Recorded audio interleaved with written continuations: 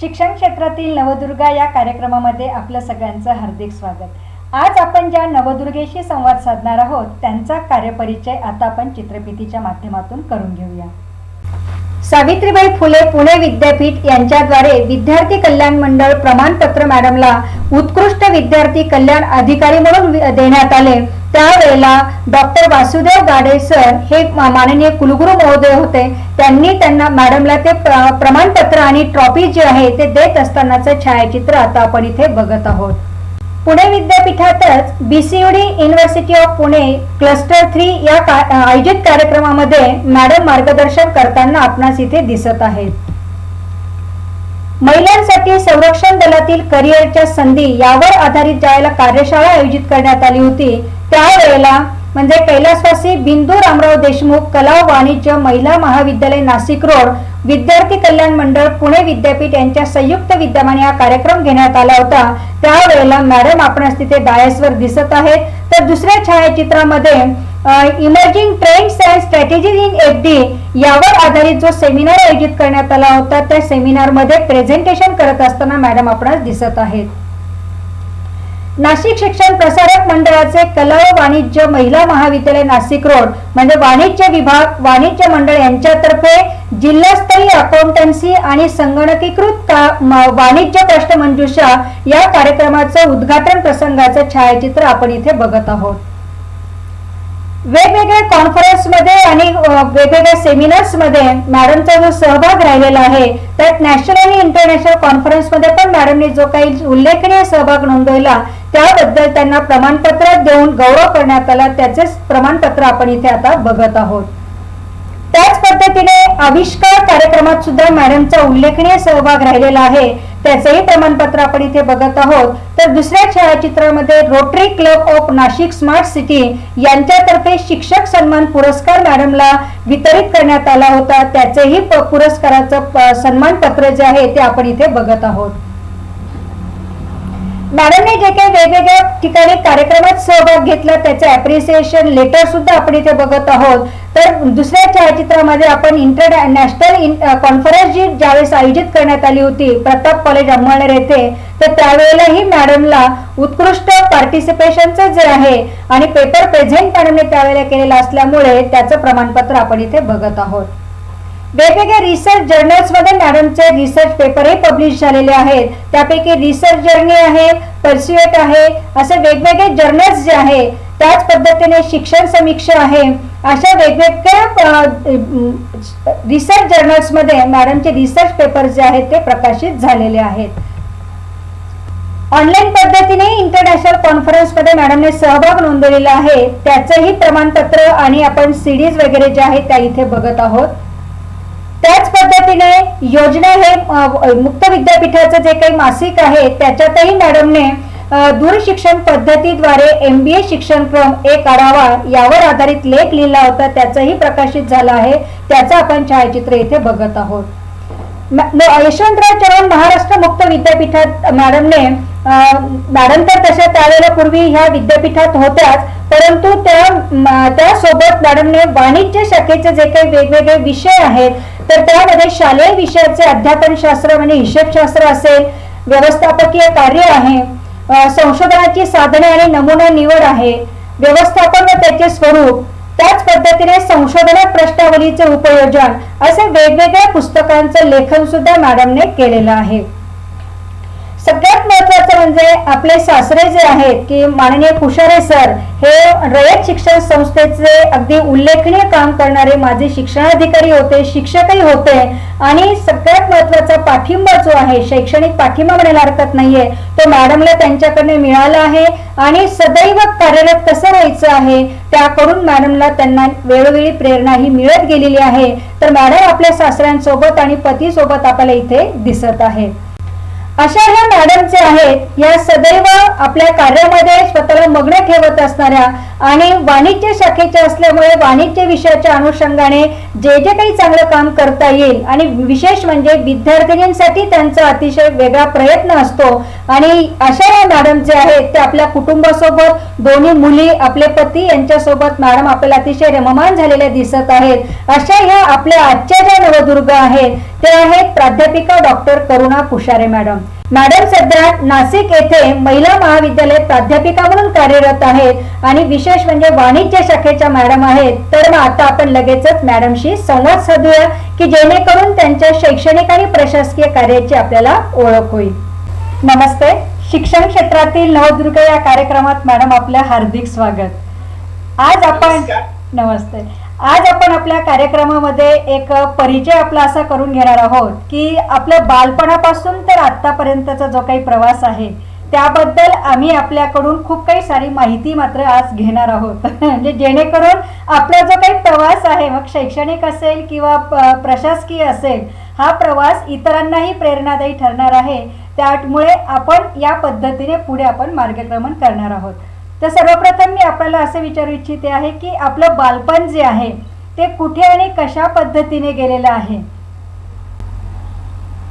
माझं बालपण म्हणजे मुळातच जन्म नाशिक मध्येच झाला, त्यामुळे शिक्षण हे नाशिकच्या प्रसिद्ध असलेली मराठा विद्याप्रसारक संस्था जी आहे त्या संस्थेच्या बालमंदिरापासून ते एमकॉम पर्यंत सगळं शिक्षण माझं एमईपीच्या संस्थेमध्ये झालं। फक्त त्याला अपवाद आहे मधले 3 वर्ष ज्या काळामध्ये माझे वडील आजारी होते त्यावेळेस आम्हाला आमच्या गावावर जावं लागलं होतं, पण गावावर सुद्धा मी एमईपीच्या शाळेमध्ये होते। अभिनव बाल विद्या मंदिर येथे माझं नर्सरी ते 4थी पर्यंतच शिक्षण झालं। 5वी ते 8वी हे माझं माझ्या गावावरच्या नूतन मराठा हायस्कूल मध्ये शिक्षण झालं उमराळे येथे आणि नंतर 9वी ते 10वी ही मराठा विद्याप्रसारकचीच मराठा हायस्कूलची प्रसिद्ध शाळा आहे तिथे माझं शिक्षण झालं आणि त्याच्यानंतर 11वी ते एमकॉम पूर्ण शिक्षण माझं केटीएचएम मध्ये झालं। आणि विशेष म्हणजे प्रत्येक वर्गामध्ये कुठेही मला बॅक लागला नाही, सरळ पास होत गेले। एमकॉम झाल्यानंतर मुळात बीकॉम होऊन एमकॉम ला प्रवेश घेतला त्यावेळेसच माझं लग्न झालं आणि माझं शिक्षण हे खंडित होईल की काय असं मला वाटलं होतं, पण तसं झालं नाही। कारण माझे सासरे जे रयत शिक्षण संस्थेमधून शिक्षण अधिकारी म्हणून निवृत्त झाले होते, सासूबाई वारलेल्या होत्या, पण त्यांनी मला शिक्षणासाठी विचारलं की तुला शिक्षण चालू ठेवायचं का? मी मिस्टरांनाही विचारलं की काय करू, मी घेऊ का शिक्षण, कारण घराची जबाबदारी पूर्णतः माझ्यावर आलेली होती। ते मी तुला सांगितलं की तुला जर करायचं असेल तर कर, माझं काहीच हरकत नाही, पण तुला हे सगळं सांभाळून करावं लागेल। तिथे कुठल्याही प्रकारचं एक्सक्यूज राहणार नाही, कारण दादांनी आमच्या लहानपणापासून एकट्याने त्यांनी आम्हाला सांभाळलंय, तर त्यांना अंतर देता कामा नये। ठीक आहे, मी माझं सगळी जबाबदारी पार शिक्षण करेन। मग मी एमकॉमचं फर्स्ट इयर आणि सेकंड इयर लग्नानंतर पूर्ण केलं आणि मग मला पुन्हा सासऱ्यांनी प्रोत्साहन दिलं। मीनवाईल एमकॉमलाच असताना मी नाशिक मधली जी जिल्हा बँक आहे, नाशिक जिल्हा मध्यवर्ती बँक आहे, तिथे क्लरिकल पोस्ट मध्ये नोकरीला लागले। डेली वेजेसवर होते, नोकरी करायची होती आणि मग त्याच्यानुसार डेली वेजेसवर तिथे लागली।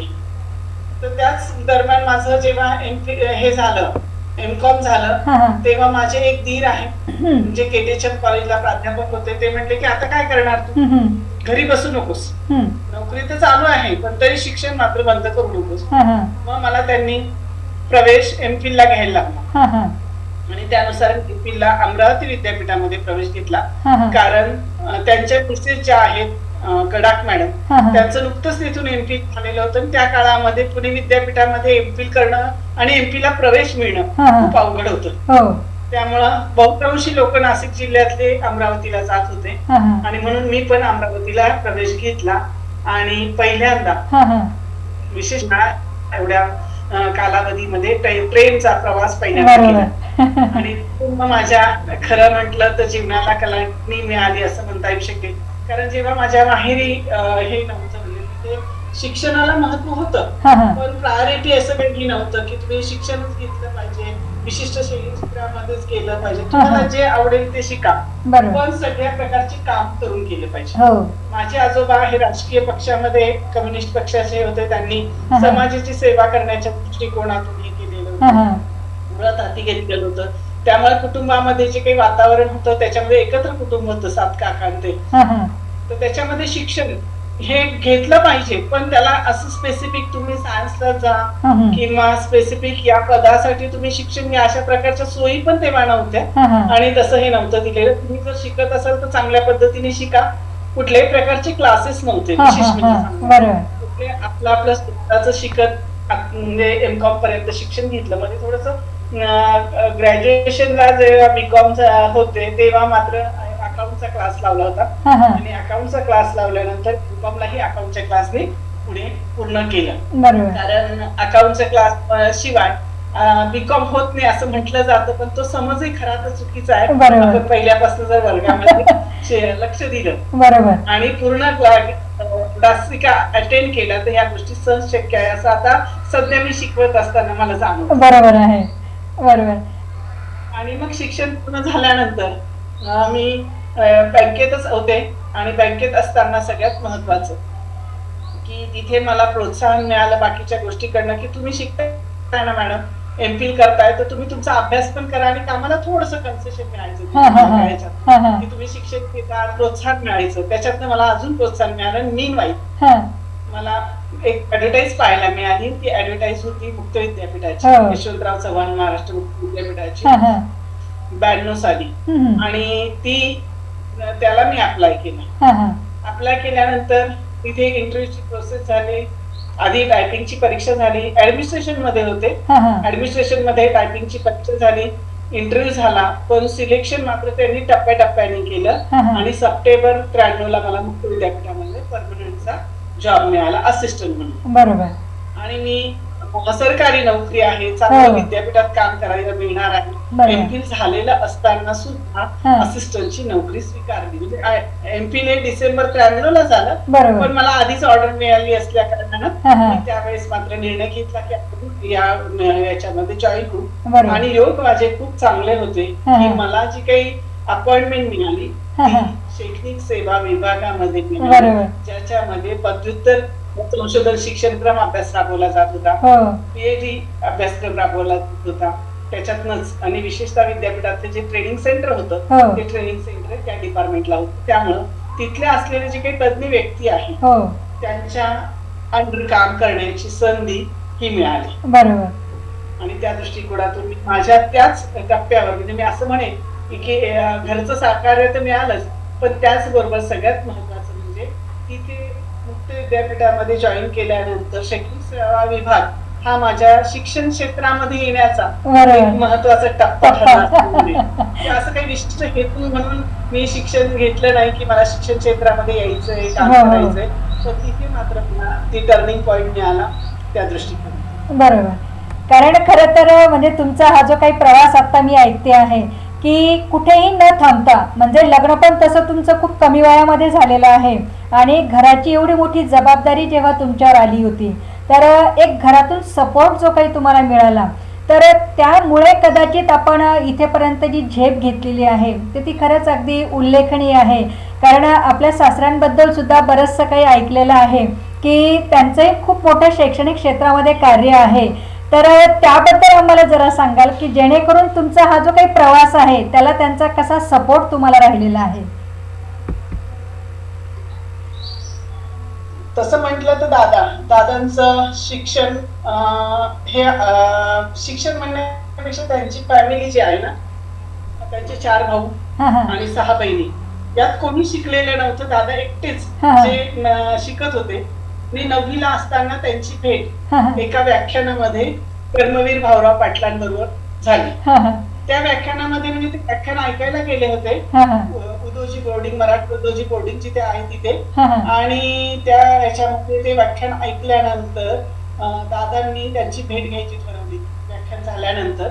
तर मग तेव्हाच भाऊराव पाटील सरांनी दादांमधले काही जे काही गुण होते ते वाखावले असतील, आणि त्याच्यामुळे त्यांना म्हटले दादांना की तू माझ्या बरोबर चालतोस का. आणि तसं तर दादांना काही कोणाची हे नव्हतं, घरच्यांना विचारणं आणि हे. तर दादा म्हटले चालेल मी तुला शिकवतो, आणि मग मात्र शिक्षण घेतल्यानंतर तू तुझं ठरव काय करायचं ते. बरोबर. मग 9वीला असताना दादा साताऱ्याला गेले कर्मवीर भाऊराव पाटलांकडे, आणि तिथेच त्यांच्या अंडर चिखले कमवा व शिका या योजनेमध्ये त्यांनी भाग घेतला, आणि त्या योजनेमध्ये भाग घेऊन आपलं शिक्षण पूर्ण केलं. बरोबर. आणि शिक्षण पूर्ण करत असताना सगळ्यात प्रथम त्यांनी BA पूर्ण केलं, त्याच्यानंतर BEd ही पदवी घेतली. मग दादांनी कर्मवीर भाऊराव पाटलांनी सांगितलं की आता तू मात्र कुठे जायचं नाही, तू रयतमध्ये सेवा करायची. आणि मग दादांची पहिल्यांदा जी अपॉइंटमेंट झाली ती श्रीगोंदा या गावाला त्या शाळेमध्ये, आणि तिथेच त्यांना सांगितलं की आता इथे तुला शाळा उभी करायची आणि ती शाळा पूर्णतः चालवायची.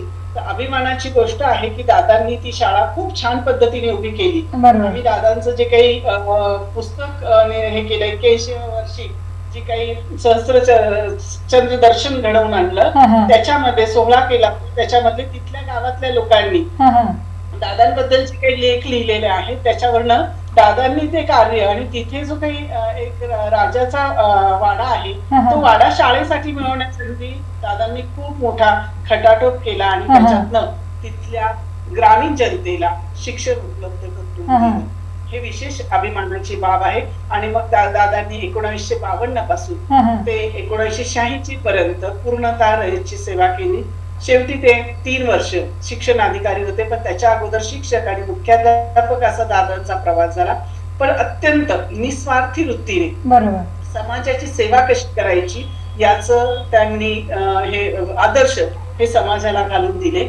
आणि त्याचबरोबर शिक्षकाने कशा पद्धतीने आपलं कार्य केलं पाहिजे, रोजचं वाचन कसं काढलं पाहिजे, त्याचबरोबर वर्गामध्ये अध्यापन करत असताना विद्यार्थ्याच्या प्रगती करण्यासाठी कसे प्रयत्न केले पाहिजे, आणि त्याचबरोबर सगळ्यात महत्त्वाचं म्हणजे आपल्या स्वतःमध्ये विकास सातत्याने कसा घडवून आणला पाहिजे, हे स्वतःच्या कार्यातून त्यांनी इतरांना घडवलं गेलं. म्हणजे स्वतःही ते त्या सातत्याने त्या गोष्टी करत होते.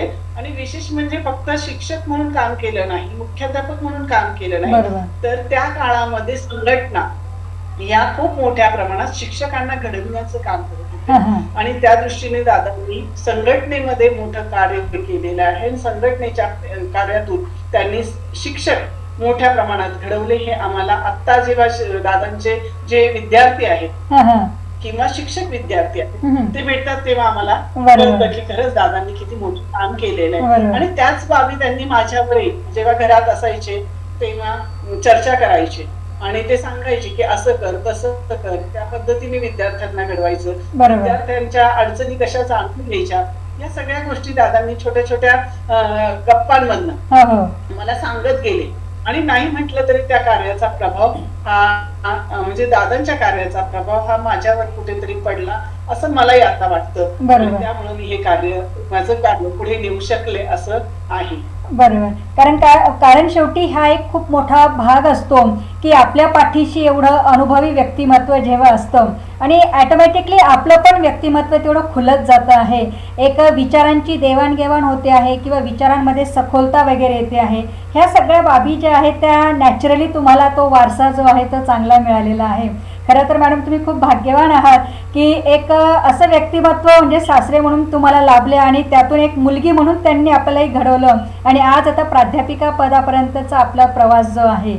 तर मला आता असं विचारायचं आहे की जेव्हा तुम्ही मुक्त विद्यापीठामध्ये म्हणजे सहाय्यक म्हणून जरी कार्यरत होतात तरी सुद्धा तिथे शैक्षणिक कामकाज तुमचं खूप मोठ्या प्रमाणावर राहिलेलं आहे. म्हणजे तुम्ही लिखाण सुद्धा केलेलं आहे आणि छोट्या छोट्या पुस्तिका असतील किंवा मार्गदर्शिका वगैरे असतील, म्हणजे अशा प्रकारे काही अध्ययन साहित्य सुद्धा निर्मितीचं काम तुम्ही केलेलं आहे. तर त्याचा अनुभव आम्हाला थोडा सांगाल.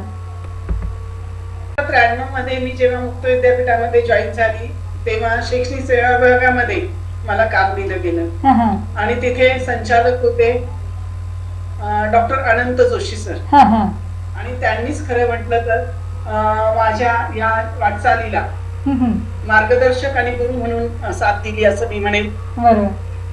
कारण पहिले 8 दिवस त्यांनी मला काय काम दिलं असेल मॅडम, तर मला सांगितलं की ह्या फाईल काढा आणि त्या वाचायच्या.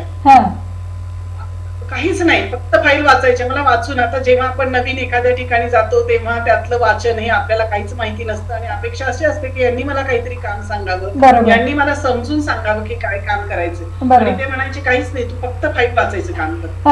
8 दिवस मला लिटरली ते फाईल वाचायचं काम दिलं.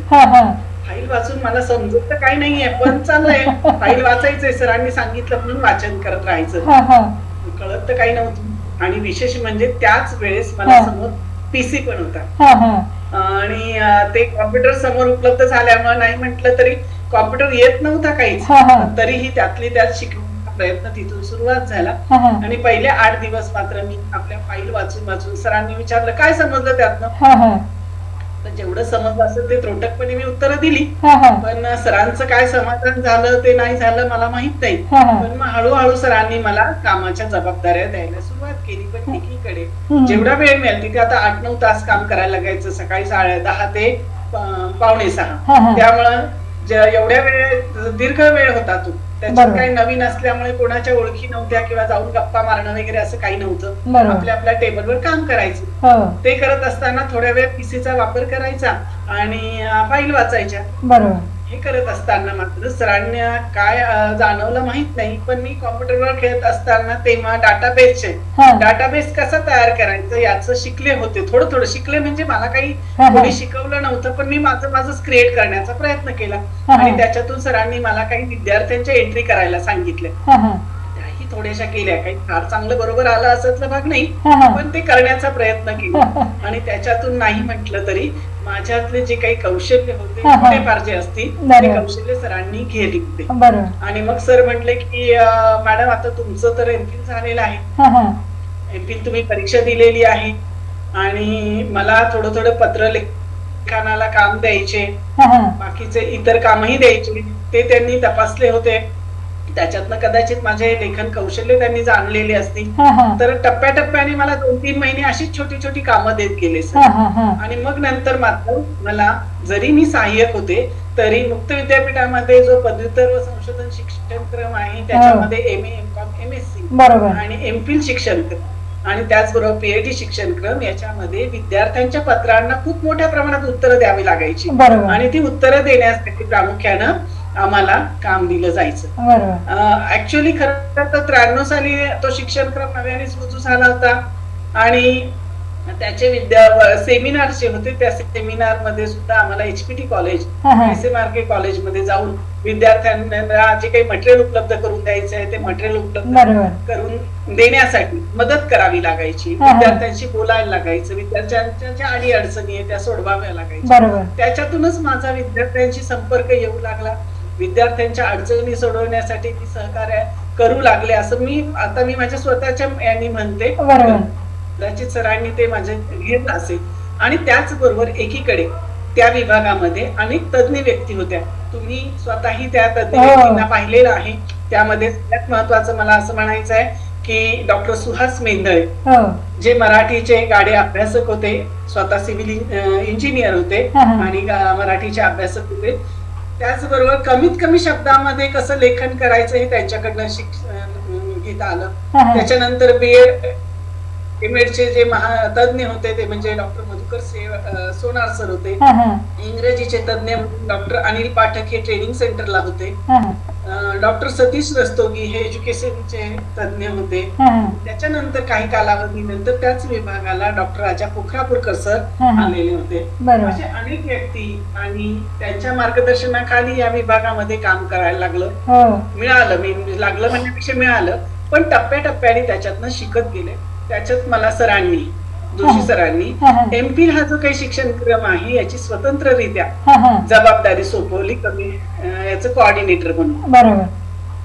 अगोदर काही व्यक्ती होत्या, त्यांना मदत करण्याचं काम मी केलं, पण मला बेसिकली अकॅडमिक कामं देत गेले सर. आणि त्याच्यातून हळूहळू मी विद्यार्थ्यांची अडीअडचणी सोडवल्या जाऊ लागल्या माझ्याकडनं. आणि त्याचबरोबर सगळ्यात महत्वाचं म्हणजे विद्यार्थ्यांशी पत्रव्यवहार करताना कशा पद्धतीने केला पाहिजे याच्यावरचा एक रिसर्च पण चालू होता.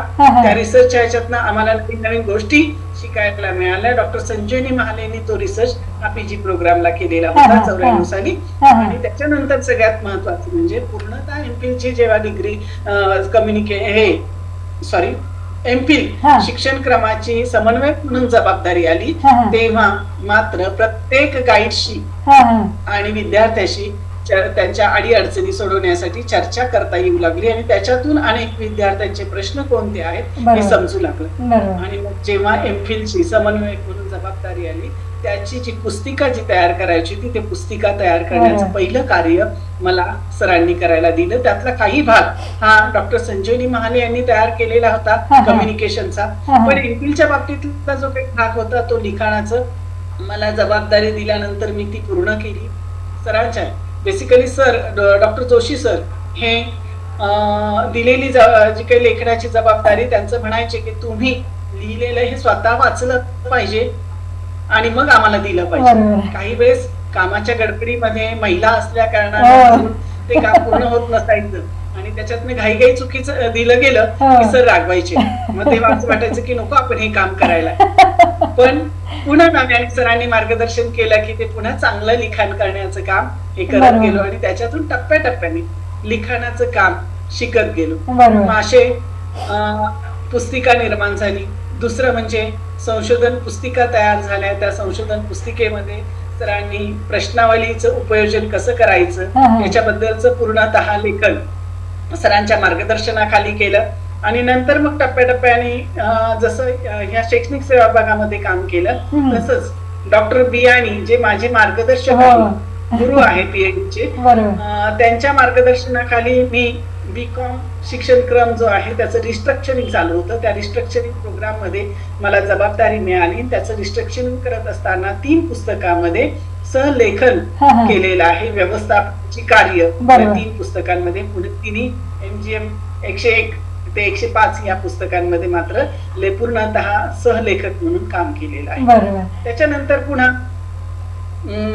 याच्यात संशोधनाची जी काही पुस्तिका पुस्तकं आहेत ते पुस्तक लिखाणामध्ये सुद्धा सहलेखक म्हणून जबाबदारी मिळाली. अशी टप्प्याटप्प्याने सातत्याने लेखन करण्याची संधी ही मिळाली. ॲज अ लेखक म्हणून खूप काही अनुभव नव्हता किंवा यापूर्वी शिक्षण घेत असताना कुठे आर्टिकल लिहिले किंवा या गोष्टी नव्हत्या. पण मुक्त विद्यापीठामध्ये आल्यानंतर टप्प्याटप्प्याने या सगळ्या गोष्टी शिकत गेले आणि त्याच्यातनं अनुभव वाढत गेला. आणि आता असं म्हटलं तर चालेल की जवळजवळ मुक्त विद्यापीठातले 6 पुस्तकं आणि त्याच्यानंतर आता कॉमर्स याच्यामध्ये पुणे विद्यापीठामध्ये सुद्धा सिलेबसच्या 2-3 पुस्तकामध्ये कॉन्ट्रीब्युशन हे दिलेलं आहे. थोडक्यात कार्य केलेलं आहे.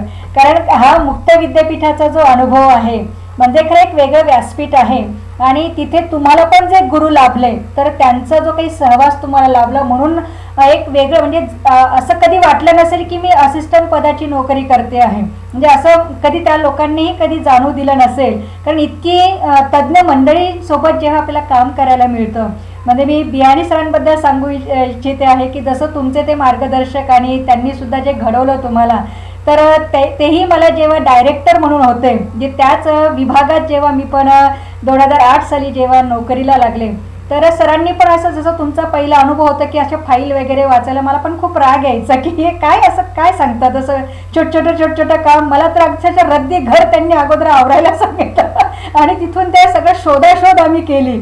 आणि असं वाटायचं की आपण प्राध्यापक म्हणजे सहाय्यक प्राध्यापिका म्हणून मी तिथे जॉईन झालेली आहे आणि इथे सगळं वेगळंच काहीतरी काम चाललेलं आहे.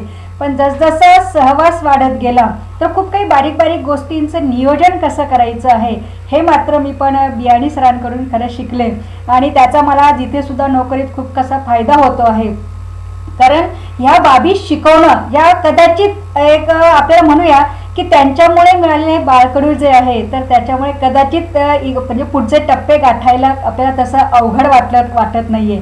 कारण आता तुम्ही मुक्त विद्यापीठ सोडून आता रेग्युलर महाविद्यालयाकडे वळालेला आहात म्हणजे खरं तर खूप मोठी झेप म्हणायला हरकत नाहीये ती, कारण एक ह्या ठिकाणी अगदी टेबल वर्क होतं सगळं टोटली, आणि विद्यार्थी आणि आपला संपर्क तसा फक्त असा पत्रोत्तराच्या माध्यमातून किंवा मेलच्या माध्यमातून दूरध्वनीच्या माध्यमातूनच फक्त होतो. पण मात्र जेव्हा तुम्ही मुक्त विद्यापीठ सोडलं आणि नवीन रेग्युलर महाविद्यालयात जेव्हा तुम्ही प्राध्यापिका म्हणून जॉईन झालात, तर तो अनुभव तुमचा कसा होता? त्याच्या पूर्वीचा एक अनुभव सांगेन. सांगा. जसं तुम्ही बियाणी सरांचा उल्लेख केला ना, बियाणी सरांचा अजून एक मी उल्लेख मुद्दाम इथे करेन की सरांकडे आपण गेल्यानंतर सरांना अगोदर तुम्ही आज काय काम करणार आहात, सरांचं एक वैशिष्ट्य आहे की ते त्यांच्या टेबलवर आल्यानंतर ते कागद काढतात आणि कागदावर एक यादी करतात दिवसभराच्या कामांची, आणि जसे कामं होतील तशी टिक करतात. म्हणजे आपल्या मनामध्ये जे काही नियोजन असतं ते नियोजन कागदावर आणायचं आणि ते प्रत्यक्ष करायचं, त्याचा फॉलोअप घ्यायचा आणि तो पूर्ण करण्यासाठी जर समजा नाही झालं तर उद्याच्या याच्यामध्ये कॅरी फॉरवर्ड करायचं. हा एक अनुभव सरांचा खूप सांगावासा वाटतो. आणि सर सातत्याने बियाणी सर सातत्याने आपल्याशी चर्चा करताना अतिशय मोटिवेशन कसं टिकून राहील प्रत्येक समोरच्या व्यक्तीचं अशा पद्धतीने बोलतात आणि त्याच्यातूनच आपलं मोटिवेशन टिकत राहतं आणि आपण नवीन काहीतरी करावं असं ऊर्जा आपल्याला मिळत जाते. ती ऊर्जा मिळाली साहजिकच आहे आपलं कार्य हे प्रभावीपणे. आणि अजून एक तुम्ही आता म्हटलात की तुम्ही पारंपरिक विद्यापीठात आल्यानंतर पहिला दिवस वगैरे, तर त्याच्या अगोदरचा अनुभव सांगते मी मुक्त विद्यापीठातला, की जेव्हा एमफिल कोऑर्डिनेटर म्हणून वेगवेगळ्या सेंटरवर जावं लागत होतं, तिथे सेमिनार्स व्हायचे विद्यार्थ्यांचे आणि ज्या सेमिनार्स मध्ये आपल्याला मुक्त विद्यापीठाची भूमिका मांडावी लागत होती. बरोबर. किंवा त्याच्यात मधल्या गॅप मध्ये समजा इतर तज्ञ आले नसतील तर ते विद्यार्थ्यांना ज्या काही सूचना असतील त्या आपल्याला सांगाव्या लागत होत्या आणि साधारणतः 50 ते 60 विद्यार्थी हे सातत्याने सेंटरवर असायचे. आणि ते सेंटरवर असताना फक्त नाशिकचं सेंटर नाही तर ऑल ओव्हर महाराष्ट्राच्या सेंटरमध्ये आम्ही गेलेलो त्यावेळेस. म्हणजे अगदी धुळे असेल, औरंगाबाद असेल, सोलापूर असेल, पुन्हा याच्यामध्ये सांगलीचं होतं, पुण्याचं BMCC कॉलेज होतं, मुंबईचं कॉलेज होतं, या पद्धतीने प्रत्येक सेंटरवर नागपूर, अमरावतीला पण गेलो आणि तिथे प्रत्येक विद्यार्थ्याच्या ज्या काही अडी अडचणी आहे त्या काळामध्ये सोडवता आल्या. आणि त्याच्यातून काय झालं की विद्यार्थ्यांशी संपर्क कसा करायचा, प्रत्यक्ष संपर्क कसा करायचा, या गोष्टी शिकायला मिळाल्या. आणि त्याचबरोबर वेगवेगळे तज्ञ लोक त्यावेळेस मार्गदर्शक म्हणून जे सेंटरवर येत होते त्यांची शैली आपल्याला अनुभवता आली. बरोबर. अध्यापन शैली हे आपल्या अध्ययनात आणता आली आणि त्या अध्ययनात आणल्यानंतर आपल्याला जेव्हा अध्यापन करायचं होतं तेव्हा त्याचं इम्प्लिमेंटेशन करता आलं. हे मला जाणून बुजून सांगावंसं वाटतं इथे.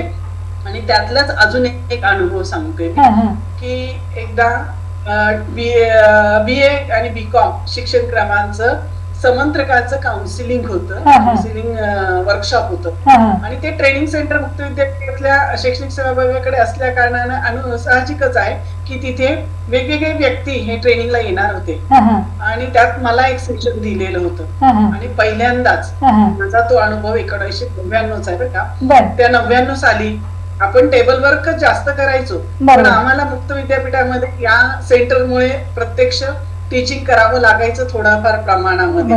आणि हा जो काही माझा पहिला जो अनुभव होता टीचर्स समोरचा तो म्हणजे 300 लोक त्या कृषीच्या सेंटरला होते, हॉलमध्ये होते आणि त्यांच्या समोर मला अध्यापन करायचं होतं एका मॉड्यूलचं. आणि ते मॉड्यूल करत असताना तो पहिल्यांदा एवढ्या लोकांसमोर आणि विशेष म्हणजे आपल्यापेक्षा वयाने खूप मोठ्या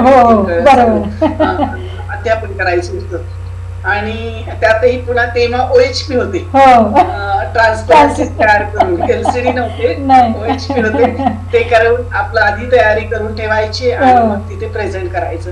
त्याच्यातला तो पहिला अनुभव मला मात्र खूप छान वाटला आणि त्याच्यातनं शिकायला मिळालं अध्यापन कसं करायचं.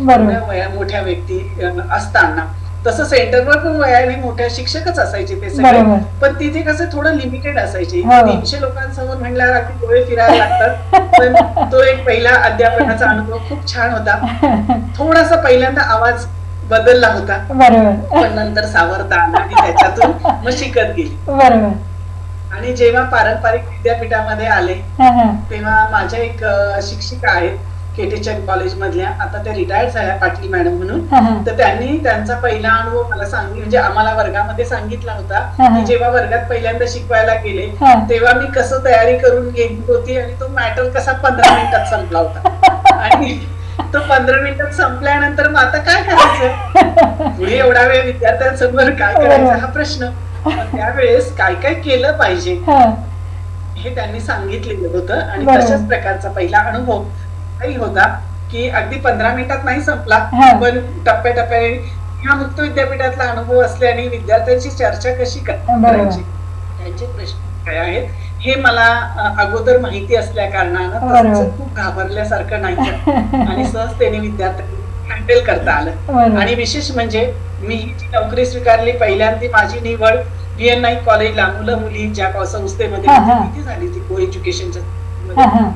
पण मी ती काही तांत्रिक अडचणीमुळे नोकरी स्वीकारली नाही. हा, हा. आणि नंतरची जी निवड झाली तर ती माझी महिला कॉलेजला झाली. हो. आणि विशेषतः महिलांसाठी काहीतरी काम करावं बरोबर. म्हणून ही नोकरी मी स्वीकारली. नाही तर मला खरं तर मुक्त विद्यापीठामध्येच प्राध्यापक म्हणून बरोबर. नोकरीला लागायचं होतं, हा, हा. पण काही तांत्रिक अडचणीमुळे तिथे मला जागा उपलब्ध झाली नाही, बरोबर. म्हणून मी ती नोकरी सोडली आणि इकडे असिस्टंट म्हणून बरोबर. इकडे नाशिकच्या महिला महाविद्यालय, आता त्याचं नाव BRD आर्ट्स अँड कॉमर्स महिला महाविद्यालय आहे, हा, हा. त्या संस्थेमध्ये नाशिक शिक्षण प्रसारक मंडळाच्या BRD आर्ट्स अँड कॉमर्स महिला महाविद्यालयामध्ये जॉईन झाले. बरोबर. आणि आज 18 वर्ष पूर्ण झालेली आहे बरोबर. तिथे मी कॉमर्सची प्राध्यापक म्हणून माझं कार्य करत आहे. बरोबर. पण मात्र विद्यार्थ्यांना कसं हँडल करायचं हे मात्र मुक्त विद्यापीठाने बरोबर शिकवलं. आहे. आणि मग विशेष म्हणजे सगळ्यात महत्वाचं मी तुम्हाला सांगेन की मुक्त विद्यापीठामध्ये आपल्याला खूप मोठं व्यासपीठ मिळतं. बरोबर. ते व्यासपीठ म्हणजे अभ्यासक्रम विकसन, बरोबर. मटेरियल डेव्हलपमेंट, बरोबर. अध्यापन, विद्यार्थ्यांची प्रत्यक्ष अडीअडचणी सोडवणं, पत्रव्यवहार करणं आणि त्याचबरोबर त्यांचं मूल्यमापन करणं. बरं. इथे आपण जेव्हा पारंपरिक शिक्षण पद्धतीमध्ये काय होतं की सिलेबस कोणीतरी वेगळं तयार करतोय, हो. टेक्स्टबुक कोणीतरी वेगळं लिहितंय आणि फक्त आपण टीचिंग करतोय. बरोबर. म्हणजे शिक्षणाची जी उद्दिष्ट आहे त्या उद्दिष्टाचं अध्यापन करण्याचं काम आपण करतोय, मूल्यमापनाचंही काही प्रमाणात काम करतो, काही प्रमाणात विद्यापीठामध्ये केलं जातं. बरोबर. प्रत्येक वेळेस आपल्याला जबाबदारी असं नाही, बरोबर. पण मुक्त विद्यापीठामध्ये तुम्ही पाठ्यक्रम, अभ्यासक्रम, पाठ्यक्रम, त्याचं विकसन, बरोबर. त्याचबरोबर अडचणी, त्यांच्या अडचणी, त्याच्या मूल्यमापनाचे हे सगळे टप्पे शिकलेले असल्या कारणानं बरोबर. तुम्हाला पारंपरिक विद्यापीठामध्ये अध्ययन अध्यापन करणं सहज सोपं होतं. बरोबर. त्यामुळे नोट्स तयार करणं आणि इम्प्लिमेंट करणं हे प्रभावीपणे करता येतं आणि तिथे अडचण कमी येते असं मला वाटतं. बरोबर. कारण शेवटी हा मुक्त विद्यापीठ म्हणजे जरी बाहेरून शिक्षण घेणारा जो विद्यार्थी असतो आणि तिथे येणारा ग्रुप जो आहे तो तसा हेटेरोजिनस असतो, म्हणजे अगदी वय वर्ष 18 पासून तर अगदी 90-95 पर्यंतची पण विद्यार्थी आपले असतात. आणि हा अनुभव तुम्हाला पाठीशी असल्यामुळे कदाचित इकडे म्हणजे रेग्युलर महाविद्यालयात जेव्हा जॉईन झालात तर त्यावेळेला तो अनुभव इकडे चांगला असल्यामुळे इथे तुम्हाला हँडल करणं तसं सोयीचं गेलं. पण आता तुम्हाला तुमचे जे काही रेग्युलर महाविद्यालयाचे जे विद्यार्थी आहेत किंवा तुमचे काही कलिग आहेत त्यांचं तुम्हाला सहकार्य कसं मिळतं? कलिग कडनंही सहकार्य आणि विद्यार्थ्यांकडनंही सहकार्य खूप चांगलं मिळतं. मुळात मी मुलींना शिकवत असल्या कारणानं मला माहितीये की मुलींच्या अडचणी कशा जाणून घ्यायच्या. बरोबर. आणि त्या जाणून घेतल्या आणि आपण त्यांच्याशी संपर्क ठेवला ना तर विद्यार्थी आपल्या जवळ बोलतो, बरोबर. आपल्या अडचणी सांगतो आणि त्या अडचणी सोडवण्यासाठी आपण जर प्रयत्न केला तर बरोबर. निश्चितपणे विद्यार्थी सातत्याने आपल्या संपर्कामध्ये राहतो. बरोबर. आणि आपण जे काही सांगू ते करण्याचा प्रयत्न करतो. बरोबर. मला अभिमानाची गोष्ट सांगायची वाटते, तशी संख्या फार बोटावर मोजणे इतकी आहे, बरोबर. पण मी ज्या काही मुली द्वार होत्या आणि काही मुली हुशार होत्या, अशा हुशार मुलींना सुद्धा पुढे जाण्यासाठी मार्गदर्शन केलं. त्यातल्या 2 मुली म्हणजे दुर्दैव असं आहे की त्या मुलींच्या एकंदरीत आर्थिक सामाजिक परिस्थितीमुळे त्या पूर्णतः CA होऊ शकल्या नाही, बरोबर. परंतु CAच्या अंतिम परीक्षेला पर्यंत पोहोचल्या. आणि आता त्या CAची प्रॅक्टिस बऱ्यापैकी चांगली करतात.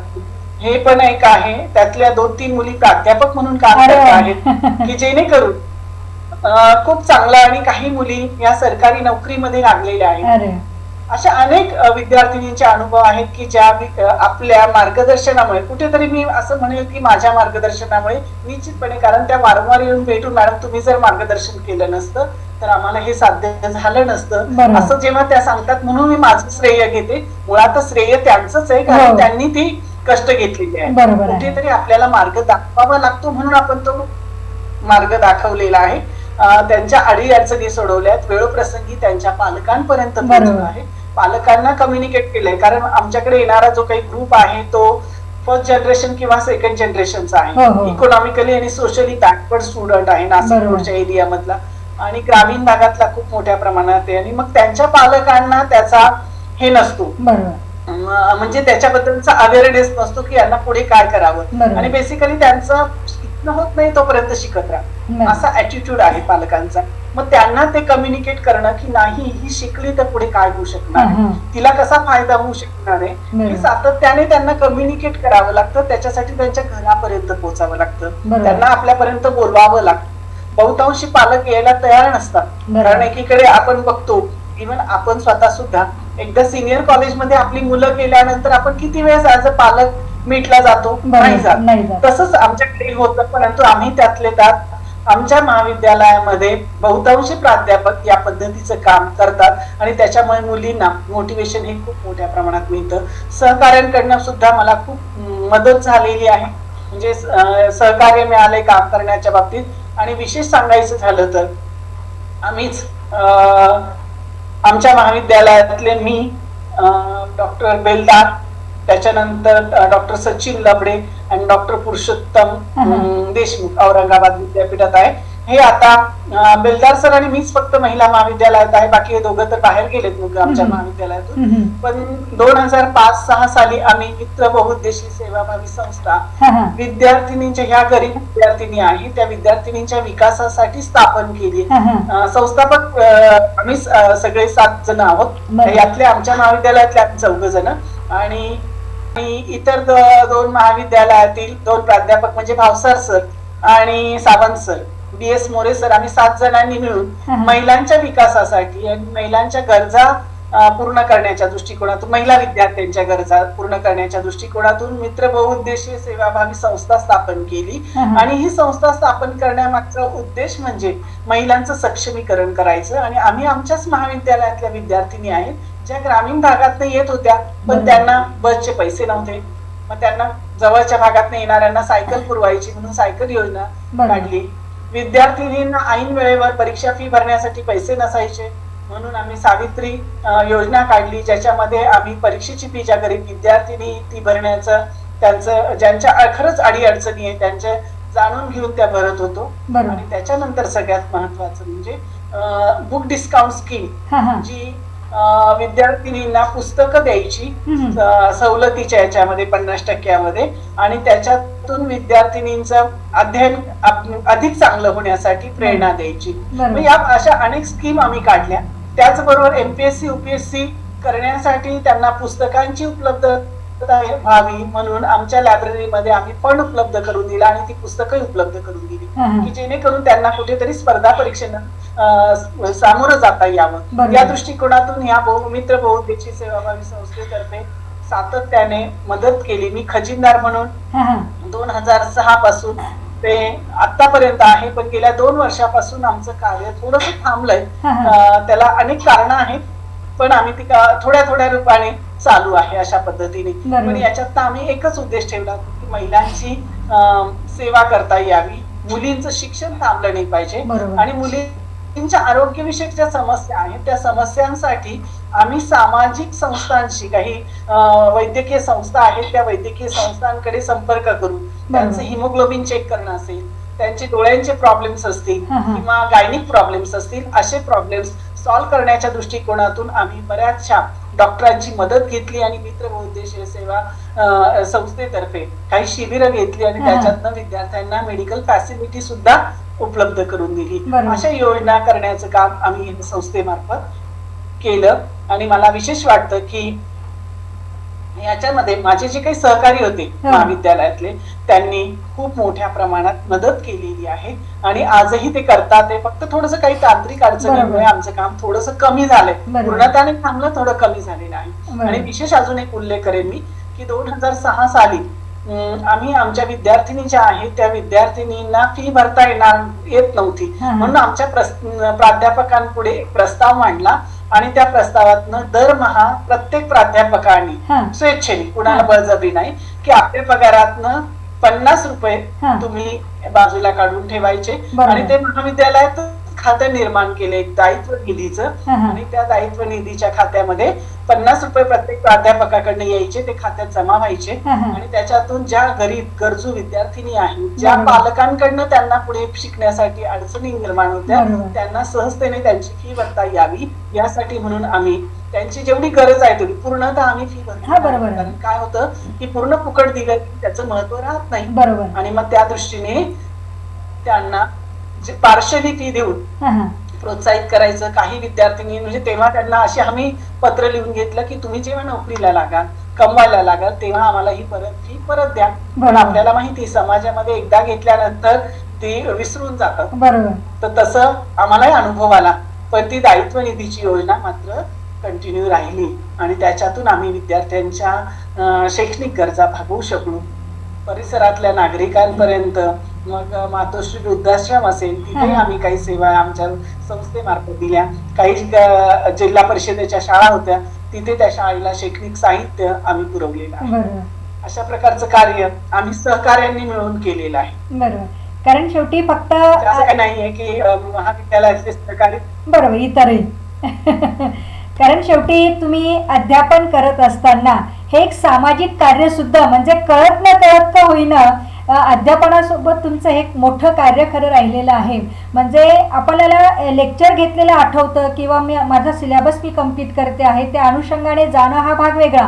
पण जेव्हा महाविद्यालयामध्ये प्राध्यापिका म्हणून तुम्ही जेव्हा कार्यरत आहात, तर हाही विचार की मुलींच्या एकूणच म्हणजे विकासाच्या अनुषंगाने जेवढ्या काही योजना तुम्हाला राबवता येतील त्या राबवण्याचा प्रयत्न मात्र तुमच्या हातून घडलेला आहे. एक मोठं कार्य आहे, कारण याच्यासाठी सुद्धा मनाचा एक मोठेपणा लागतो आणि तेवढी तळमळ किंवा आत्मीयता लागते.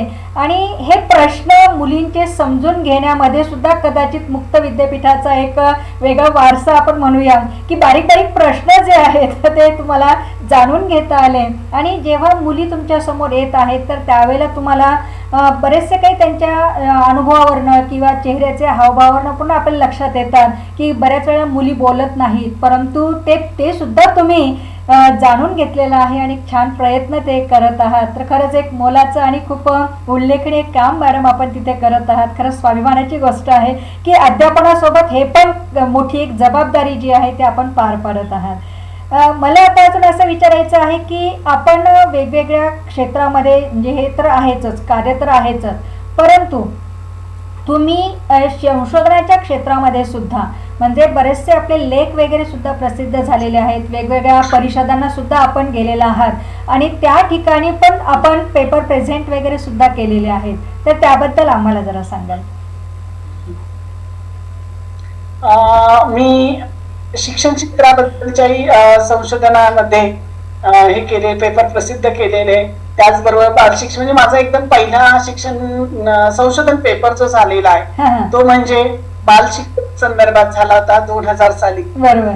पण तेव्हाचा अनुभव नव्हता की त्याचं सर्टिफिकेट घेऊन ठेवलं पाहिजे किंवा त्याच्या बद्दलचे पेपरचे प्रिंट घेऊन ठेवल्या पाहिजे. मुक्त विद्यापीठातच तो पहिला स्टेट लेवलचा सेमिनार ऑर्गनाईज झाला होता आणि त्याच्यामध्ये विशेष सांगायचं म्हणजे डॉक्टर मीनाक्षी बर्वेंनी थोडंसं मार्गदर्शन मला केलं होतं. पहिलाच रिसर्च पेपर होतं, पण कसं लिहायचं हे सुद्धा माहित नव्हतं ऍक्च्युअली. त्याच्यानंतर मग मी माझ्या पीएचडीच्या संदर्भात डॉक्टर बियाणींच्या मार्गदर्शनाखाली काही पेपर लिहिले. पण हा जो पहिला पेपर होता त्याच्यामध्ये बाल शिक्षण घेत असताना पालकांचा शिक्षणामध्ये असलेला रोल आणि पाल्याच्या विकासामध्ये असलेला रोल हा जाणून घेण्यासाठी मी प्रत्यक्ष मुक्त विद्यापीठातल्या जे काही हे आहेत पालक आहेत त्या पालकांकडनं एक क्वेश्चन आयर भरून घेतली होती आणि तिचं अनालिसिस करून पेपर सादर केला होता.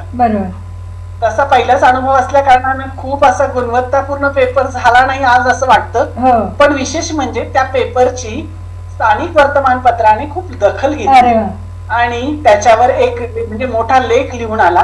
तेव्हा मला खूप आनंद झाला होता की अरे आपण जे काही संशोधन केलं हे अतिशय चांगल्या पद्धतीने, कारण मुक्त विद्यापीठामध्ये होतो तेव्हा शिक्षण शास्त्राच्या दृष्टिकोनातूनच खूप विचार व्हायचा. बरोबर आहे. आणि मग इकडे आल्यानंतर जेव्हा पारंपरिक विद्यापीठामध्ये आले त्याच्यातही पीएचडीला जेव्हा होती तेव्हा पीएचडीचं संशोधन हे जे माझं होतं ते comparative study of MBA of conventional university, open university आणि ऑटोनॉमस इन्स्टिट्यूट याबाबतच होतं. तर याच्यामध्ये महाराष्ट्रातलं पारंपरिक शिक्षण, त्याद्वारे दिले जाणारे एमबीए शिक्षण आणि त्याचबरोबर सगळ्यात महत्वाचं मुक्त विद्यापीठाद्वारे दिलेलं शिक्षण यातला फरक कसा आहे हे जाणून घेतलं. सद्यस्थिती काय आहे आणि त्याच्यातून विद्यार्थ्यांचा विकास कसा होतो, मुक्त विद्यापीठाने कोणते बदल केले पाहिजे त्यांच्या शिक्षण क्रमामध्ये.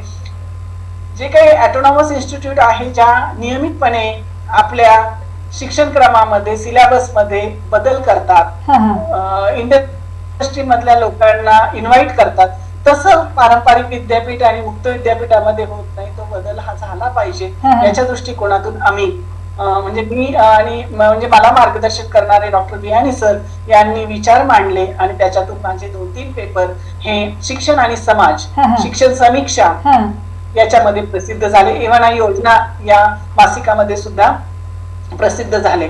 अतिशय नावाजलेलं मासिक, याच्यामध्ये लेख येण्यासाठी खूप कष्ट घ्यावे लागतात, पण सरांच्या मार्गदर्शनामुळे हे शक्य झालं. त्याच्यानंतर अनेक संशोधन याच्यामध्ये पुस्तिकांमध्ये लेख प्रसिद्ध झाले, काही कॉन्फरन्सचे पेपर होते त्याच्यामध्ये प्रसिद्ध झाले आणि बेसिकली कॉमर्सच्या दृष्टिकोनातून, इकॉनॉमिकल टर्म्सच्या दृष्टिकोनातून ग्राहकाची वर्तणूक कशी असली पाहिजे याच्याबद्दलचाही अभ्यास केला गेला.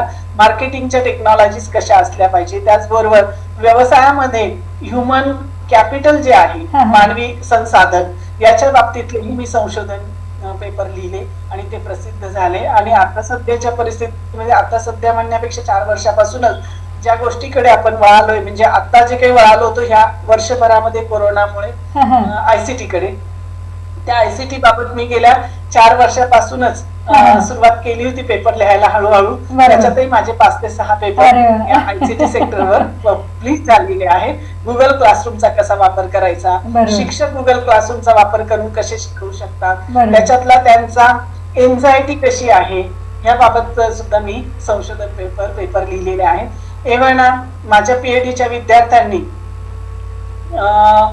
त्यांचं वस्त्रोद्योगाबाबतचा अभ्यास जो आहे त्याच्यावरचा हे केलेला आहे, अभ्यास केलेला आहे. त्याच्यासाठी संशोधक मार्गदर्शक म्हणून मला बराच अभ्यास मलाही करावा लागला, कारण आपण जेव्हा पीएचडीच्या विद्यार्थ्यांना मार्गदर्शन करतो तेव्हा आपल्याला अभ्यास अगोदर करावा लागतो आणि मग आपण विद्यार्थ्याला सांगू शकतो. नुसतंच विद्यार्थ्यांनी लिहून आणलेलं तपासणं शक्य नसतं. तर त्याच्यामध्ये होणारे जे काही बदल आहेत, तर वस्त्रोद्योग क्षेत्रामध्ये जी काही क्लस्टरची योजना आली, त्या क्लस्टर योजनेमुळे काय काय फायदे झाले, त्याचा विकास कसा होऊ लागला, त्याचे आर्थिक परिणाम कसे झाले, छोट्या उद्योगांना कसा त्याच्यामध्ये फायदा झाला, याबाबतचा आपल्याला अभ्यास करता आला. तसंच एका विद्यार्थ्यांनी, पीएचडीच्या विद्यार्थ्यांनी एपीएमसी जी आहे, ऍग्रिकल्चर मार्केटिंग संस्था ज्या आहेत, कमिटी ज्या आहेत, त्या कमिटीच्या याच्याबाबतचा रिसर्च केलेला होता. त्याच्याबद्दलही मी त्याच्यातलं मार्केटिंग टेक्निक्स कसे करता येऊ शकेल, त्याच्यात एपीएमसी मध्ये कसा बदल करणं अपेक्षित आहे याचा भाग लिहिला. आणि अजून एक म्हणजे ज्याचा ज्या क्षेत्रामध्ये मला खूप मोठं योगदान वाटलं ते म्हणजे मी त्याच्यावर एमकॉम कॉमर्स कम्युनिकेशन हा भाग केला. त्यामध्ये सगळ्यात महत्वाचं म्हणजे जनशिक्षणाच्या दृष्टिकोनातून आणि महिलांच्या विकासाच्या दृष्टिकोनातून जनधन योजना जी आहे त्या जनधन योजनेचा 2006 साली मनमोहन सिंगांनी कशी इम्प्लिमेंट केली आणि त्याचा प्रचार प्रसार केला, त्याच्याबद्दलचं ट्रेनिंग बँकांच्या एजंटला कसं दिलं गेलं याचं काम मी त्यावेळेस बँक ऑफ इंडिया आणि देना बँक यांच्या बाबत केलं. तशाच प्रकारचा एक पुढे एक्सपांडेड स्टडी हा प्रामुख्यानं माझ्या पीएचडीच्या स्टुडंटनी पण केला आणि त्याच्यातनं त्यांनी जनधन योजनेबाबतच जी 2009 नंतर पंतप्रधान मोदी यांनी आणली, त्या योजनेबद्दलचा डिटेल अभ्यास केला आणि त्याच्यातून महाराष्ट्राचा विकास कसा झाला हा भाग निदर्शनास आला. आणि मॅडम मला एक विशेष उल्लेख करावासा वाटतो की मागच्याच वर्षी म्हणजे मी 2009 पासून आविष्कार योजना मी आमच्या महाविद्यालयात म्हणजे सर्क्युलर येऊ लागलं. पहिल्या वर्षी मी त्याची अकॅडमिक कोऑर्डिनेटर होते, पण दुर्दैवाने माझ्याकडनं ऍक्सिडेंट मध्ये असल्यामुळे वर्षभर घरी होते. त्या काळामध्ये माझं काम दुसऱ्याकडे केलं, पण मी ते कंटिन्युएशन मध्ये आविष्कार मध्ये माझ्या विद्यार्थिनींना वेगवेगळे विषय देऊन संशोधन करण्यासाठी प्रवृत्त केलं आणि सलग 9 ते 10 वर्ष सातत्याने माझे विद्यार्थी हे आविष्कार स्पर्धेमध्ये म्हणजे पहिल्या झोनल लेवलला किंवा त्याच्यानंतर विद्यापीठ स्तराला आणि त्याच्यानंतर मागच्या वर्षीची विद्यार्थिनी मात्र स्टेट लेवलला सुद्धा गेलेली आहे. हा एक प्रवास मला संशोधन याच्या बाबतीतला महत्वाचा वाटतो आणि त्याच्यातूनच मी टप्प्याटप्प्याने माझं रिसर्च हे विद्यार्थ्यांना मार्गदर्शन करण्यापर्यंत तर केलंच आहे, पण त्याचबरोबर सगळ्या याच्यातलं बीसीडीला पुणे विद्यापीठाची जी बीसीडी आहे त्याच्यामध्ये सुद्धा एक मायनर रिसर्च प्रोजेक्ट कम्प्लीट केलेला आहे. मागच्या वर्षी ICSSR ला प्रोजेक्ट पाठवला होता, पण या कोरोनाच्या काळामध्ये कुठलेच रिझल्ट आले नसल्या कारणानं त्याच्या बाबतीत मला पुढे काही कारण मी सातत्याने प्रयत्न करत असते, छोटासा रिसर्च करत राहावं, काहीतरी नवीन नवीन गोष्टी कराव्यात. कारण तुमचा रिसर्चचा जो काही मार्गदर्शनाचा जो अनुभव आहे तो मलाही मिळालेला आहे. एमफिलच्या माझ्या आपण गाईड आहात होत्या म्हणजे केला नाही तुम्ही विद्यार्थ्यांनी चांगले काम केलेलं आहे. 3 विद्यार्थिनी मुक्त विद्यापीठाच्या झाल्या, 2 विद्यार्थी पुणे विद्यापीठाचे झाले, असे टोटल एमफिलचे 5 विद्यार्थी आणि PhD चे 3 विद्यार्थी असे संशोधनाचं कार्य पूर्ण झालेलं आहे. जे त्यावेळेला बियाणी सरांनी अगदी आवर्जून करायचं असेल एमफिल तर फक्त करुणाच्या म्हणजे करुणा मॅडमच्या अंतर्गतच करायचं आहे.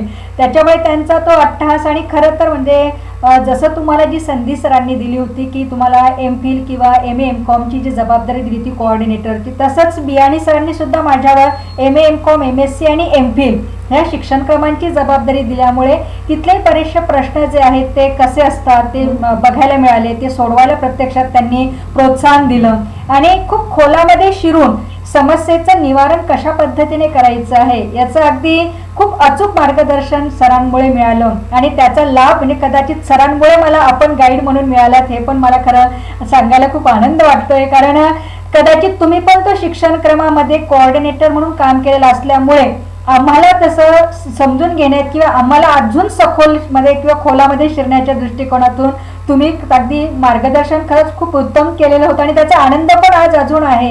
कारण जेव्हा आपण आपलं काम करत असतो आणि ती ओरिजिनॅलिटी आहे म्हणजे करायचं म्हणून केलं नाही ते एमफिल सुद्धा की एक म्हणजे प्रश्नावली असेल किंवा जेही काही लिखाण असेल तर आपण 4 वेळा तपासून देऊन नाही इथे असं बदल पाहिजे तिथे तसा बदल पाहिजे आहे हे आम्हाला जेव्हा तुम्ही सांगत होतात तर एक खरंच म्हणजे वेगळा अनुभव संशोधनाचा जो आहे तो मला मिळाला त्यावेळेला. तर त्याबद्दल मी सुद्धा खूप म्हणजे आपण म्हणूया भाग्यवान म्हणायला हरकत नाहीये की आपल्याही आयुष्यात असे जे मार्गदर्शक आले म्हणून कदाचित आपल्यालाही पुढे जाण्याचं पाठबळ जे मिळालेलं आहे तसं आपल्यालाही खूप काही प्राध्यापकांनी म्हणावं किंवा आपले तज्ज्ञ जे काही वरिष्ठ होते त्यांच्यामुळे सुद्धा आपल्याला ही जी संधी मिळाली आहे म्हणून आपल्या हातून कळत न कळत खूप काही गोष्टी अशा खरं तर होत गेल्या. कारण आपण जे काही काम करतो आहोत ते मनापासून जेव्हा करतो तर त्यावेळेला कुठल्याही प्रकारचं आपण वेळेचं असेल किंवा पैशांचं असेल किंवा अजून असे वेगळे अडथळे आपण सांगत नाही तर ते कसं पुढे न्यायचं आहे याचं एक चांगलं उदाहरण खरं एक तुम्ही म्हणजे ज्वलंत आहात की पुढे काम नेणं आणि त्याच्यात सातत्य ठेवणं आणि त्याच्यात एक गुणवत्ता टिकवून ठेवणं हे अतिशय महत्त्वाचं आहे. मला अजून आपण असं विचारायचं आहे की आपल्याला असे काही वेगवेगळे पुरस्कार वगैरे किंवा काही आपले सत्कार वगैरे झाले असतील किंवा काही ठिकाणी बक्षिसं वगैरे मिळाली असतील तर त्याबद्दलही आम्हाला सांगाल. ऍक्च्युली माझा थोडासा अजून एक अनुभव मला सांगायचा राहिला. 2012 ते 15 या कालावधीमध्ये पुणे विद्यापीठाची विद्यार्थी कल्याण अधिकारी म्हणून मी काम केलं.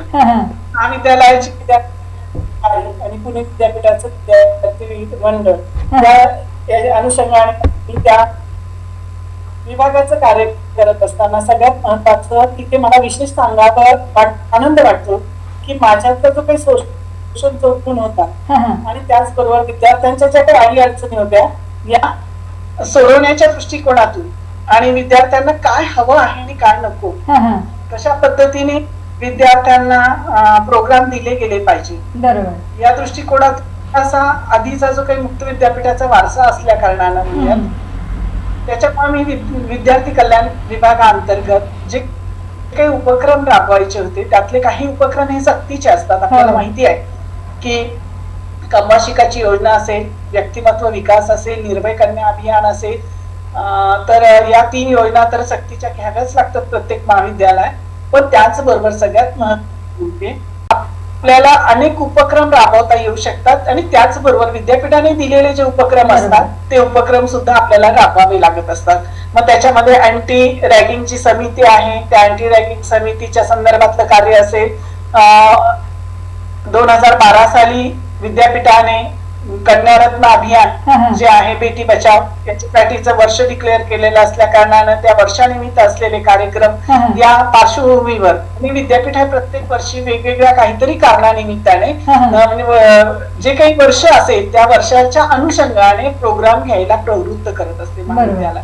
सगळेच महाविद्यालय घेतात असं नाही, पण मी विशेष म्हणजे 2012 ते 15 या कालामध्ये या सगळ्या औचित्याचं विचारात घेऊन अनेक उपक्रम असे राबवले की ज्याच्यामध्ये मला कुठलाही त्याच्यामध्ये बक्षिसाचा हेतू नव्हता किंवा काही नव्हतं. फक्त त्याच्यामध्ये अशी अपेक्षा होती की विद्यापीठाकडनं जे फंड मिळतात ते फंड आपल्या महाविद्यालयाला मिळाले पाहिजे आणि त्याच्यातून विद्यार्थ्यांना काहीतरी माहिती मिळाली गेली पाहिजे, ज्ञान मिळालं पाहिजे, विद्यार्थ्यांचा विकास झाला पाहिजे आणि विद्यार्थ्यांना व्यासपीठ मिळालं पाहिजे. या उद्देशाने मी अनेक प्रोग्राम जे आहेत ते प्रोग्राम विद्यापीठाने आपल्याला राबवायला सांगितलेले असताना ते मोठ्या प्रमाणात कसे राबवता येऊ शकेल. काही वेळेस आम्हाला फंडिंग होतं तर ते फंडिंग सुद्धा मी त्या पद्धतीने उपलब्ध करून घेतलं बाहेरच्या संस्थांद्वारे आणि त्याचबरोबर जिथे फंडिंग विद्यापीठाचं होतं तिथे फंडिंगच्या योजनांसाठी अप्लाय केला आणि अशा प्रत्येक वर्षी जवळजवळ 12 ते 13 प्रोग्राम 3 वर्षात राबवले गेले, ज्याच्यामध्ये कन्यारत्न अभियान याचं कार्यशाळा आयोजित केलेली होती, ज्याच्यातनं कन्या रत्न बचाव कसा करायचा त्याच्यासाठी मुलींचंच कॉलेज असल्या कारणानं मुलींना मार्गदर्शन करण्यासाठी तज्ञांना प्राचारण करण्यात आलं. त्याचबरोबर सगळ्यात महत्वाचं ह्या ज्या काही माझ्या कॉलेजमधल्या मुली आहेत त्यांना कुठे बाहेर जाण्याची संधी नसल्या कारणानं त्यांचा आत्मविश्वास वाढावा, त्यांच्यातलं गुणात्मक नेतृत्व गुणाचा विकास व्हावा यासाठी म्हणून मी गिर्यारोहणाची शिबिर 3 वर्ष राबवली. विशेष म्हणजे त्याचबरोबर सगळ्यात महत्वाचं म्हणजे विद्यार्थ्यांचा सामाजिक विकास व्हावा म्हणून सामाजिक संवेदनशीलता, नेतृत्व गुण कार्यशाळा, त्याच्यानंतर सगळ्यात महत्वाचं म्हणजे काही अकॅडमिक प्रोग्राम राबवले. विशेष सांगायचं बाब म्हणजे मी अकाउंटन्सीची आणि कॉमर्सची प्राध्यापक असल्या कारणानं आणि टेक्नॉलॉजीचा मला आवड असल्या कारणानं मुक्त विद्यापीठात पुन्हा ही संधी मिळाल्यामुळे की मी ऑनलाईन अकाउंटन्सी क्विज डेव्हलप केली जी पुणे विद्यापीठामध्ये नव्हती, ती डेव्हलप केली. तिच्यासाठी पुणे विद्यापीठाकडनं फंडिंग उपलब्ध केलं आणि जिल्हा स्तरावर त्याच्या स्पर्धा घेतल्या 3 वर्ष. कॉमर्स क्विज पण तशाच प्रकारची डेव्हलप केली, ती पण पूर्णतः ICT बेस केली आणि त्याच्यानुसार ती पण जिल्हा स्तरावर 3 वर्ष राबवली. त्याच्यानंतर आमच्या महाविद्यालयामध्ये माझ्या अगोदरचे जे विद्यार्थी कल्याण अधिकारी होते त्यांनी एक अशा अभिनव उपक्रम जो भारतामध्ये नाहीये तो म्हणजे अभिरूप संसद जी आहे त्या अभिरूप संसद मध्ये अनेक प्रकारचे प्रोग्राम म्हणजे त्या याच्यामध्ये सत्ताधारी पक्ष आणि विरोधी पक्ष याच्यामध्ये वेगवेगळ्या महाविद्यालयातील जिल्हा स्तरावरचे विद्यार्थी येत होते आणि ते त्या विधेयकांवर चर्चा करत होते आणि त्याच्यातून एक जसं संसदेमध्ये सभापती असतो तसा सभापती पण ठेवला जात होता आणि त्याच्यावर चर्चा करून आणल्यानंतर ते त्याच्यावर मत मांडत होती. तर असं दरवर्षी घेतली जात होती. फक्त या वर्षी कोरोनामुळे ती होऊ शकलेली नाही अद्यापर्यंत, नाही तर 25 जानेवारीला आमची ती स्पर्धा ही नियमितपणे होते. त्याचबरोबर इंग्लिश पेपर प्रेझेंटेशन ही एक स्पर्धा नियमितपणे होतात. म्हणजे अशा स्पर्धा आणि त्याचबरोबर अनेक उपक्रम ज्याच्यातून जिल्हा स्तरावरील विद्यार्थी आमच्याकडे येतील आणि त्यांना ते विविध तज्ञांचं ज्ञान मिळेल आणि त्याच्यातून त्यांचा व्यक्तिमत्व विकास कसा घडवता येईल या दृष्टिकोनातून असे अनेक उपक्रम आम्ही राबवले. निर्भय कन्या अभियानामध्ये तर विद्यार्थिनींना संरक्षणाचे धडे आमच्याकडनंही सातत्याने दिले गेले आणि या सगळ्याचा फलित नंतर शेवटी जे झालं ते म्हणजे जेव्हा अवॉर्ड 3 वर्षानंतर हे असतं की तुम्ही 3 वर्ष काम केलेलं असेल तर तुम्हाला अवॉर्ड साठी अप्लाय करता येऊ शकतं. तर मी महाविद्यालयाच्या अवॉर्ड साठी अप्लाय केलं होतं आणि मला सर म्हटले, आमचे प्राचार्य म्हटले की नाही मॅडम तुम्ही तुमचं बेस्ट विद्यार्थी कल्याण अधिकारी म्हणून सुद्धा सबमिट करा. आणि त्यानुसार सबमिट केलं आणि त्यानुसार महाविद्यालयाचा एक अहवाल आणि माझा वैयक्तिक एक अहवाल सबमिट केला. तो तयार करत असताना मात्र विशेष मेहनत घेतली. ती अतिशय नाविन्यपूर्ण अशा पद्धतीने त्याचं सादरीकरण केलं असं मला विशेष सांगावं असं वाटतं. कारण पुणे विद्यापीठामध्ये जेव्हा त्या पुरस्काराचा जो काही अहवाल होता त्याच्यावर विशेष चर्चा झाली की असं उत्कृष्ट पद्धतीने सादरीकरण करणारं हे पहिलंच आहे असं त्यांनी म्हटलं होतं. आणि जेव्हा पुरस्कार वितरणाचा कार्यक्रम होता 16 जूनला, तेव्हा वासुदेव गाडे सर हे कुलगुरू होते आमचे आणि त्यावेळेस संजय दळवी सर हे प्रामुख्याने विद्यार्थी कल्याण मंडळाचे ते प्रमुख अधिकारी संचालक होते. त्यांनी विशेष उल्लेख करून माझा तिथे परिचय असा करून दिला की सगळ्यात जास्त कार्यक्रम राबवणारे आणि नाविन्यपूर्ण कार्यक्रम राबवणारे ह्या मॅडम म्हणून असा उल्लेख केला. तो विशेष वाटतो. आणि त्या वर्षी 2015चा विद्यार्थी कल्याण अधिकारी आणि त्याचबरोबर उत्कृष्ट विद्यार्थी कल्याण महाविद्यालय असे दोन्ही पुरस्कार आमच्या महाविद्यालयाला मिळाले याचा विशेष आनंद मानतो. आणि ज्याच्यातून पहिल्यांदाच आमचं महाविद्यालय हे छोटं महाविद्यालय आहे आणि पहिल्यांदाच विद्यापीठ स्तरावर महाविद्यालयाला पुरस्कार मिळाला याचाही मला आनंद वाटतो. त्याच्यानंतर एक पुरस्कार मिळाला तो म्हणजे आम्ही दरवर्षी मी कॉमर्स विभागातर्फे वाणिज्य मंडळ हा सप्ताह घेते आणि वाणिज्य सप्ताहाच्या मध्ये असेच उपक्रम घेत असते आणि ज्याच्यामध्ये वाणिज्यातले जे काही बदल आहे, रिसेंट ट्रेंड्स आहेत, त्या रिसेंट ट्रेंड्सवर इंडस्ट्री मधल्या लोकांना 7 दिवस बोलवलं जातं. त्याच्यामध्ये इंडस्ट्री व्हिजिट पण असते विद्यार्थ्यांची आणि काही क्विज पण असतात. आणि हे जे काही सप्ताह राबवला जातो या सप्ताहामधले जे काही तज्ञ येतात त्या तज्ञांच्या मार्गदर्शनाखाली विद्यार्थिनींच्या मदतीने विशेषतः याच्यामध्ये विद्यार्थ्यांनाच स्टेजवर सादरीकरण करायला सांगितलं जातं, विद्यार्थ्यांना परिचय करण्यासाठी सांगितलं जातं. असे विद्यार्थ्यांचाही विकास व्हावा या उद्देशाने हे केलं जातं. तर याच्यात नाशिक मधले जी काही रोटरी क्लब होता त्या रोटरी क्लबने आम्हाला काही उपक्रम राबवायला दिले होते आणि त्या रोटरी क्लबच्या याच्यातनं सुद्धा माझ्या कार्याची विशेष नोंद घेतली गेली आणि स्मार्ट सिटी रोटरी क्लब जो आहे त्यांनी मला पुरस्कार आदर्श शिक्षक पुरस्कार हा दिला 9 सप्टेंबरला. तर हा दुसरा पुरस्कार मला मिळालेला आहे आणि तसा छोटा मोठा सत्कार वेगवेगळ्या ठिकाणी झालेला आहे पण त्याची काही इथे उल्लेख करण्याची आवश्यकता नाही असं मला वाटतं. बरोबर, म्हणजे खरं हे 2 मोठे पुरस्कार मला मिळाले. कारण एक उत्कृष्ट शिक्षिका, उत्कृष्ट प्राध्यापिका, उत्कृष्ट पुणांकी महाविद्यालयाच्या अनुषंगाने काम करणारे ज्यावेळेला आपल्याला असा बहुमान मिळत असतो तर तो खरंच एक आपल्याही कार्याला प्रेरणा देणारा ठरतो आणि अजून चांगलं कार्य कसं करता येईल ही ऊर्जा मात्र निश्चितच त्याच्यातून मिळते आहे. खरं तर मॅडम आपले जे आता मी अनुभव ऐकते आहे तर म्हणजे मला ज्या काही कुशारा मॅडम माहिती होते त्यापेक्षा खूप काही पलीकडच्या गोष्टी मला आज खरं आपल्या संवादातून मला जाणून घेता आलेल्या आहेत. खरं म्हणजे ही दुसरी बाजू मला आपली माहिती नव्हती. खरं तर मी फक्त ज्या अँगलने बघितलेलं आहे तेवढंच फक्त माझा अनुभव होता. पण आज जेव्हा मी या सगळ्या गोष्टीत आपल्या संवादातून पुढे येत आहेत तर खरोखर एक खूप वेगळ्या व्यक्तिमत्वासोबत मला पण सहवास मिळाला याचा मात्र मला आज वेगळा आनंद होतो आहे की अशाही व्यक्ती आपल्या जीवनामध्ये आहेत आणि खरं तर त्यामुळे सुद्धा एक चांगली शक्ती आपल्यालाही मिळते आहे आणि कार्य करण्याची संधी सुद्धा खरं तर मिळते आहे. मला एक आता जाता असा प्रश्न विचारायचा आहे की साधारणतः एकूणच आजचं जे काही युग आहे म्हणजे शिक्षकांच्या दृष्टीने असेल, विद्यार्थ्यांच्या दृष्टीने असेल आणि पालकांना पण एक विद्यार्थ्यांची समन्वय साधण्याच्या दृष्टिकोनातून असेल तर पुढे येण्यासाठी विद्यार्थ्यांनी आणि शिक्षकांनी सुद्धा कोणते प्रयत्न करणं गरजेचं आहे? विद्यार्थ्यांनी प्रयत्न करत असताना मी असं सांगेन विद्यार्थ्यांनी आता सध्याचं युग आहे ते युगामध्ये जे बदल घडतात आहे त्या बदलांच्या दृष्टिकोनातून सातत्याने नवनवीन माहिती जाणून घेतली पाहिजे, ती अंगीकारली पाहिजे. जसं आज आपण टेक्नॉलॉजीचा वापर आपल्या जीवनामध्ये करायला लागलोय परंतु तो किती प्रमाणात करतो, त्याचा कसा वापर करतोय, फक्त व्हॉट्सअप, फेसबुक किंवा इंस्टाग्राम पुरता न करता त्याच्यामध्ये असलेलं त्याच्या पलीकडचं ज्ञानात्मक युग जे आहे त्या ज्ञानात्मक युगाचा आपल्या जीवनामध्ये कसा वापर करता येऊ शकेल. नवीन नवीन संशोधन झाले, त्या संशोधनांची माहिती घेऊन त्याचं आपल्या जीवनामध्ये उपयोजन कसं करता येऊ शकेल. दुर्दैवाने आपल्याकडे मला एकच गोष्ट खंत नेहमी वाटते मॅडम, की आपण ब्लूमची टेक्सोनॉमी अभ्यासतो आणि ब्लूमच्या टेक्सोनॉमी मध्ये सायन्स जे आहेत त्यातलं ज्ञानात्मक पातळीवरच आपण आपली शिक्षणाची ही जी काही परिस्थिती आहे ती तेवढीच आहे.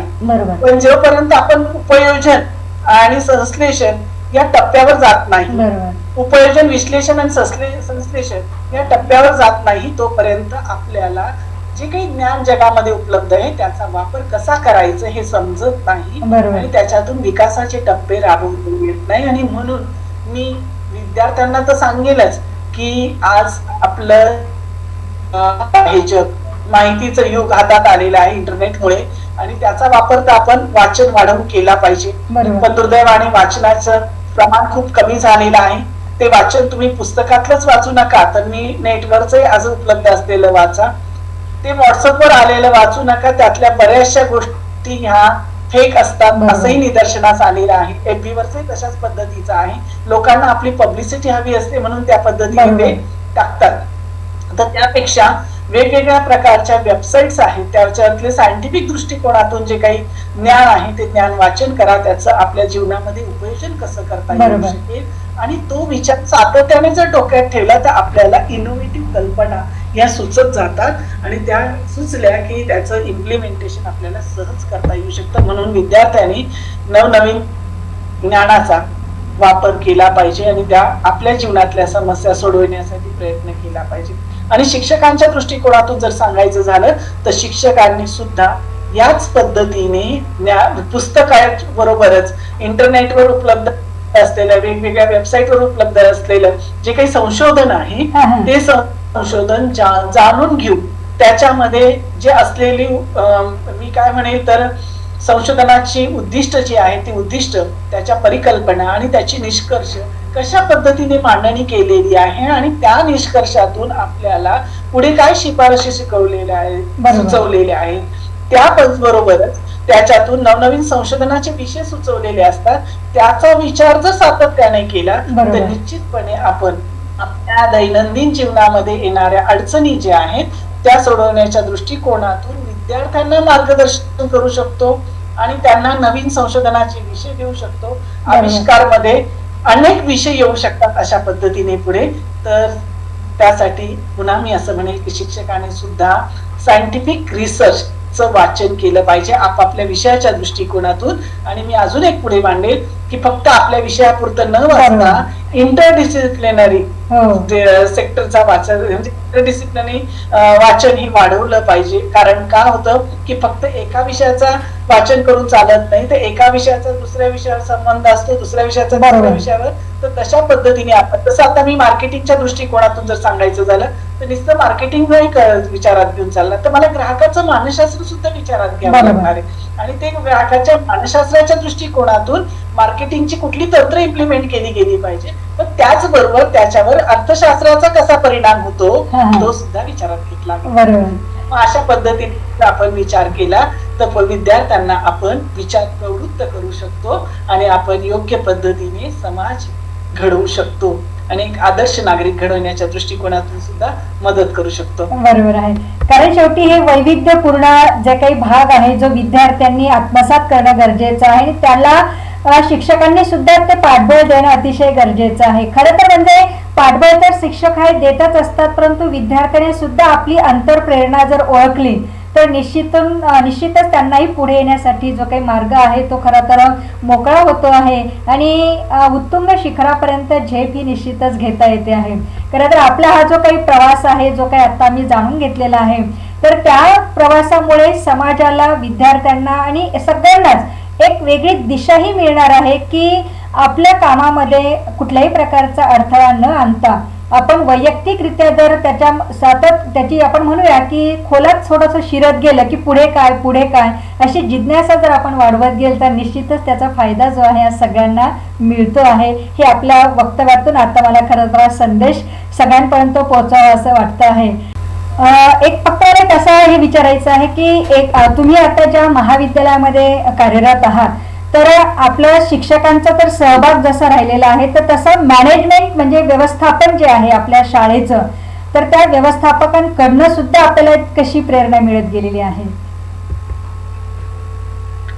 व्यवस्थापनाकडनं विशेष म्हणजे आम्हाला पूर्णतः स्वातंत्र्य दिलं जातं आणि जे काही आम्ही कार्य करू त्या कार्यामध्ये प्रेरणा आणि प्रोत्साहन दिलं जातं. आणि ते प्रेरणा प्रोत्साहन देत असताना जो काही आम्ही उपक्रम राबवला असेल, तो उपक्रम राबवत असताना सगळ्यात महत्वाचा तो उपक्रम राबवून झाल्यानंतर त्याचे जे काही फलित मिळतात ना, त्याच्या आधारावर आम्हाला लगेच शाबासकीची थाप म्हणून आम्हाला पत्र दिलं जातं आणि ते पत्र हे आम्हाला प्रेरणा आणि प्रोत्साहन मिळतं. आणि जेव्हा केव्हा आपण प्रत्यक्ष भेटू तेव्हा जाणीवपूर्वक आठवणीने आम्हाला सांगितलं जातं की मॅडम तुम्ही तो प्रोग्राम घेतला, तो अति उत्कृष्ट पद्धतीने घेतला बरं का, अभिनंदन. अशाही प्रकारची प्रेरणा प्रोत्साहन हे ओरली पण दिलं जातं, म्हणजे फक्त अशाच पद्धतीने नाही.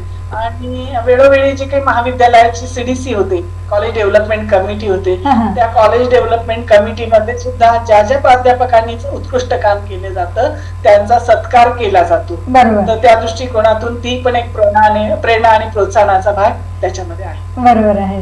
व्यवस्थापनाकडनं पूर्ण सहकार्य मिळतं म्हणून आम्ही आज इथे हे काम करू शकतो, विद्यार्थ्यांच्या विकासासाठी घडवू शकतो. बरोबर. बरं मॅडम, अजून एक मला उल्लेख करायचा राहिलाय थोडासा. जे काही सामाजिक बाळकडू होतं आणि मुक्त विद्यापीठामध्ये काम करत असताना मला माझे आई वडील जे आहेत त्या आई वडिलांचं, भावांचं खूप सहकार्य लाभलेलं आहे. बरोबर.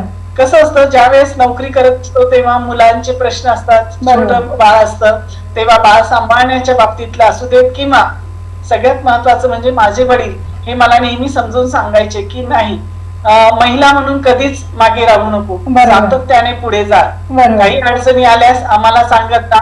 आणि त्या पद्धतीने त्यांनी प्रेरणा आणि प्रोत्साहन सातत्याने आई वडिलांनी दोघांनी दिलं. त्यामुळे आज निर्भीडपणे एवढं काम करू शकले, विशेष मला सांगायचं. जसं माझ्या सासऱ्यांचं, मिस्टरांचं योगदान आहे तसंच माझ्या आई वडिलांचं, भावांचंही त्याच्यामध्ये योगदान आहे. आणि त्याचबरोबर माझ्या मुलींचंही सातत्याने सहकार्य राहिलेला आहे. बरोबर. शेवटी आपल्या कुटुंबाचा जर पाठिंबा असेल तरच आपण या सगळ्या गोष्टी ज्या आहेत त्या पार करू शकतो. आणि मग अगदी छोट्या छोट्या कामांमध्ये जी काही मदत होते ती सुद्धा खूप मोठी असते खरं त्यावेळेला, कारण ती गरज असते. आणि जेव्हाही आपली सगळी गरज भागते त्यावेळेला खरं तर आपण पुढे येऊ शकतो आहे असं मलाही वाटतं. कारण घरातून जेव्हा आपल्याला पूर्णपणे सपोर्ट जर नसेल तर आपण एवढं पुढेपर्यंत नाही जाऊ शकत किंवा ते काम पूर्ण नाही करू शकत. म्हणजे अगदी कुठल्याही मनावर कुठल्याही प्रकारचा ताण न घेता आपण हे काम खरं तर आपल्या कुटुंबाशिवाय आपण नाही करू शकत. हा एक खरं तर चांगली म्हणजे आपण म्हणूया की त्यांच्याकडनं मिळालेली एक स्फूर्ती आपण म्हणूया की ते जर आपल्या आयुष्यात जर नाही तर मग आपण पुढे काही करू शकत नाही. हे तितकंच खरं तर महत्त्वाचं आहे. मॅडम, निश्चित मॅडम, आज आपल्या ह्या शिक्षण क्षेत्रातील नवदुर्गा ह्या कार्यक्रमात आपण आल्यामुळे खूपच एक वेगळा अनुभव आपल्याकडून आम्हाला जाणून घेता आलेला आहे. आणि या कार्यक्रमाचं एक चीज झालं असं म्हणायला सुद्धा हरकत नाहीये. आपण जो वेळ दिला त्याबद्दल मॅडम आपले खूप खूप मनापासून आभार. आज आपल्या ज्या नवदुर्गा होत्या त्या प्राध्यापिका डॉक्टर करुणा कुशारे मॅडम यांचा जो काही अनुभव होता, म्हणजे शैक्षणिक क्षेत्रातील असेल, प्रशासकीय क्षेत्रातील असेल आणि एकूणच त्यांचं सामाजिक कार्यसुद्धा जे आहे ते आपण त्या संवादाच्या माध्यमातून जाणून घेतलेलं आहे. आणि एक वेगळं व्यक्तिमत्व खरं तर पुढे आलेलं आहे की विद्यार्थ्यांप्रती असेल, समाजाप्रती असेल, एक वेगळी तळमळ जी आहे ती त्या प्राध्यापिकेकडून आपल्याला जी काही जाणून घ्यायला मिळालेली आहे. आणि काम करत असताना त्याच्यामध्ये नीटनेटकेपणा कशा पद्धतीने असावा किंवा त्याच्यामध्ये जागृती कशा पद्धतीने ठेवावी, ह्या सगळ्या बाबी ज्या आहेत त्याचं छानपैकी मार्गदर्शन या संवादाच्या माध्यमातून मॅडमने आपल्याला करून दिलेलं आहे. त्याबद्दल मॅडमचे तर मी खूप खूप आभारी आहे. कारण असंच एक व्यक्तिमत्व जे आहे हे व्यक्तिमत्व आपल्याला सुद्धा मिळणं अतिशय महत्त्वाचं आहे आणि आपल्याला सुद्धा निश्चितच त्यांच्या कार्यामुळे ही प्रेरणाही मिळणार आहे. पुढील भागात आपण पुन्हा एका नवीन नवदुर्गेसोबत संवाद साधणार आहोत. तोपर्यंत धन्यवाद.